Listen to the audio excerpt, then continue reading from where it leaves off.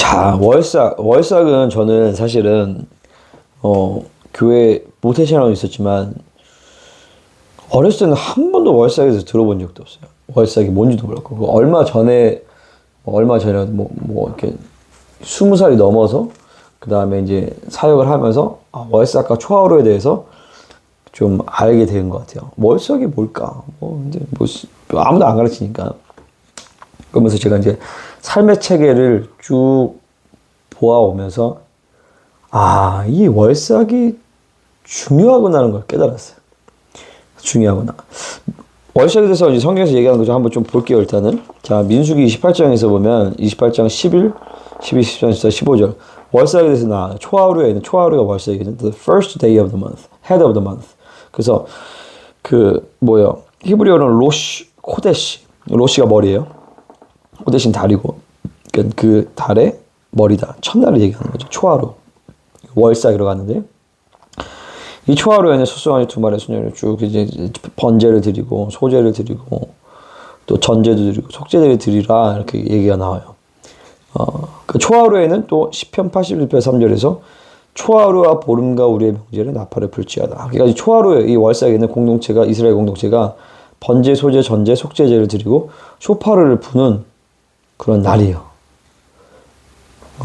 그래서 이제 이것에 대해서 이제 어떤 교회들은 월삭 예배 이렇게 해가지고 또 이렇게 예배 드리죠. 이거에 대해서 이제 어떤 분들은 왜 구약에 이제 월삭이 이제 구약의 것들은 이제 폐지가 됐는데 왜 그거를 월삭을 하냐? 그거 헌금 더 뜯어내려고 하는 거 아니냐면 비판하는 분들도 있어요.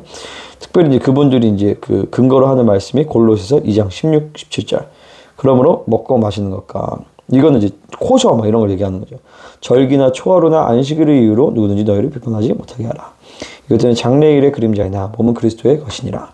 그냥 그 당시 유대주의자들이 이런 이방인 교회들에 대해서 이제 비판을 한 거죠. 그래서 야 너는 이슈 있고 예수 믿고 하나님 백성이 됐다고 하면서 왜 이스라엘이 했던 그 절기나 초하루 안식 이런 거 왜 안 지켜? 코셔도 해야 돼 이렇게 얘기를 하는 거죠.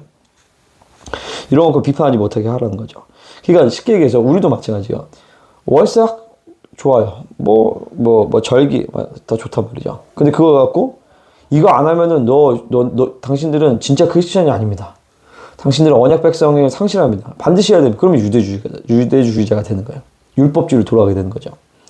무슨 말인지 아시겠죠? 구원받기 위해서나, 아니면 이렇게 하면 우리의 하나님과의 관계의 백성, 언약 백성을 위해서 정체성과 관계성을 잃어버리기 때문에 이런 것들을 하는 것이 아니에요.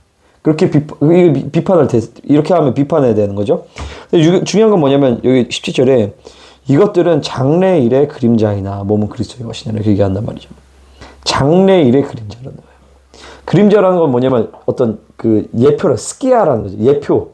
어떤 본질이 있는데, 그 본질에 대해서 어떤 형식이면서 이것들을 본질을 볼 수 있는 그렇잖아요. 내가 여기 있는데 저를 바로 볼 수는 없어. 내 그림자를 보면 내 모습과 형태를 볼 수 있잖아요. 그런 것과 비슷하다는 거죠.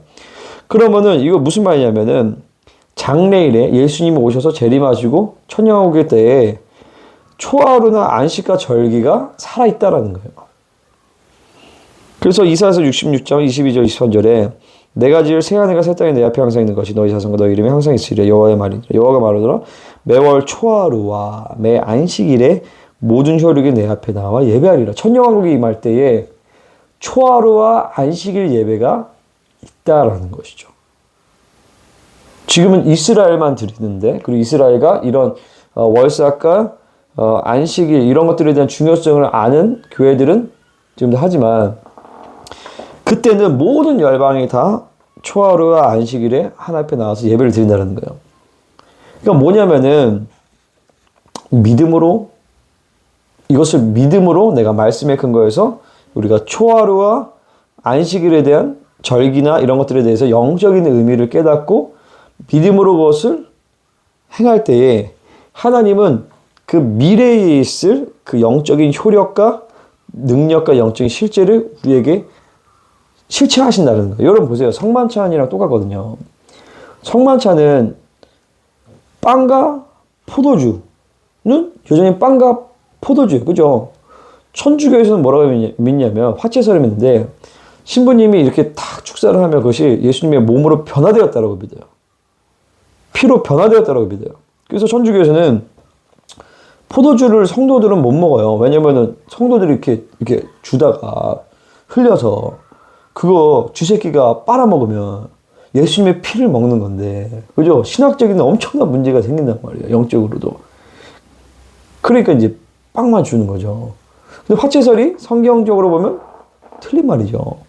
우리는 임재설을 믿는다. 임재설. 뭐냐면은 여전히 빵과 포도주지만 성령으로, 말씀 믿음으로 성령으로 그것을 행할 때에 하나님께서, 성령님께서 빵과 포도주지만 영적인 실제를 우리 안에 실체화시킨단 말이에요. 예수님의 피와 살을 먹는 효과와 효력을 우리가 나타내신단 말이죠. 근데 월삭과 절기 이런 것들도 사실 똑같은 맥락이에요. 장래일의 그림자예요. 영적인 실제에 대한 그림자란 말이죠. 하지만 믿음으로 할 때 그 영적인 실제를 우리가 풀어놓으신다는 것이죠. 자, 또 에스겔서 46장 1절부터 여기에도 3절에서도 이때도 이제 천년왕국의 때에 안식일과 초하루에 여호와 앞에 나와서 예배하는 것을 우리가 볼 수 있어요. 그러면은 왜 그러면 저는 이제 그래서 우리 교회 가운데서 저는 월사 때 이제는 특별 새벽 기도를 하기로 했어요. 뭐 어떤 공동체는 월상 예배를 드리고 쇼파를 불고 뭐 그럴 수도 있고, 중요한 거는 어떤 모습이냐가 중요한 게 아니라 뭐 어떤 공동체는 태양력에 근거해서 월삭을 하시는 공동체도 있어요. 월삭 예배는. 어떤 공동체는 유대력에 근거해서 하시는 분들도 있어요. 어떤 분들은 안 하시는 분들도 있어요. 그거는 중요하지 않아요. 중요한 것은 믿음으로 내가 하나님의 말씀을 믿음으로 성령의 인도하심에 따라서 그래서 교회 가운데 어떻게 풀어내느냐가 중요한 거죠. 여러분 신앙생활 가운데서. 근데 저희는 월삭의 중요성을 좀 이렇게 다시 깨닫고 그 다음에 이것을 우리 공동체 안에 어떻게 적용할까 봤을 때 한 달에 한 번 특별 새벽 기도를 월삭의 시즌에 맞춰서 그것을 풀어내고 이 월에 대한 의미와 이런 것들을 이제 풀어내자. 이렇게 이제 정리가 된 거죠, 저희는. 자, 그럼 왜 이 월삭이 또 중요할까? 뭐, 크게 두 가지 의미가 있는 것 같아요. 첫 번째는 뭐냐면, 첫날을 하나님께 드림으로 나머지 그 달의 모든 날에 대한 하나님의 통치와 그분의 축복을 그분에게 확증을 하는 거예요. 하나님과 관계에서 확증을 하는 거죠. 11조랑 똑같아요. 11조를 드림으로 말미암아 10의 구조도 하나님의 것입니다 라고 고백하고 10의 구조에 대한 하나님의 통치와 축복을 그분과의 관계에서 확증을 받고 내가 10의 구조를 갖고 내가 살아가는 거잖아요. 그죠?